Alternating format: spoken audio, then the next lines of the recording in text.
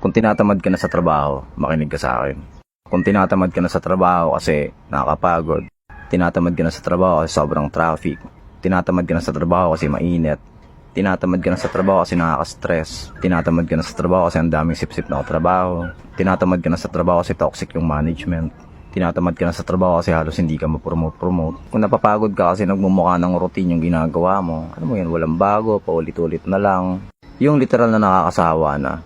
Kung napapagod ka sa trabaho mo kasi maliit yung sahod, yung trabaho mo pang 3 tao tapos yung sahod hindi nga makakabuhay ng 1 tao, yung sahod mo napakaliit puro pambayad utang lang, o kaya nakapagod ka kasi yung sahod mo sobrang liit hindi nga kasyang pambayad ng utang mo, huwag kang mag-alala, valid naman yung feelings mo. Well, katotohanan nga naman kasi nangyayari yan. Sa Pilipinas nakakapagod ang trabaho.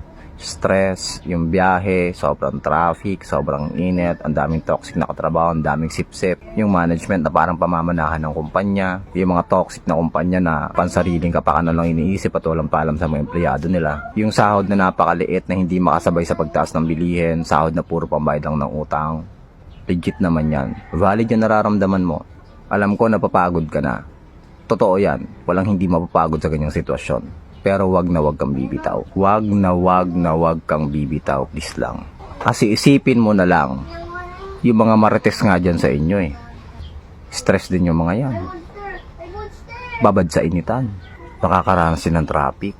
And lastly, walang mga sahod yung mga yan. Pero nakita nyo, wala pa rin silang tigil sa pagkikwento. Tuloy-tuloy pa rin sila sa ginagawa nila. Hindi ko nga alam kung may promotion na nag-aantay sa mga yan eh. Pero nakita nyo ba silang mag-give up sa mga passion nila, sa mga ginagawa nila? Hindi.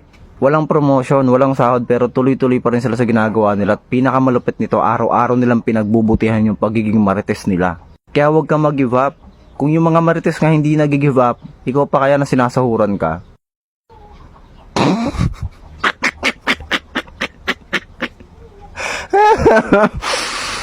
Kaya tuloy lang ang laban, kapatid. Sa mga marites dyan, tuloy lang ang chismis.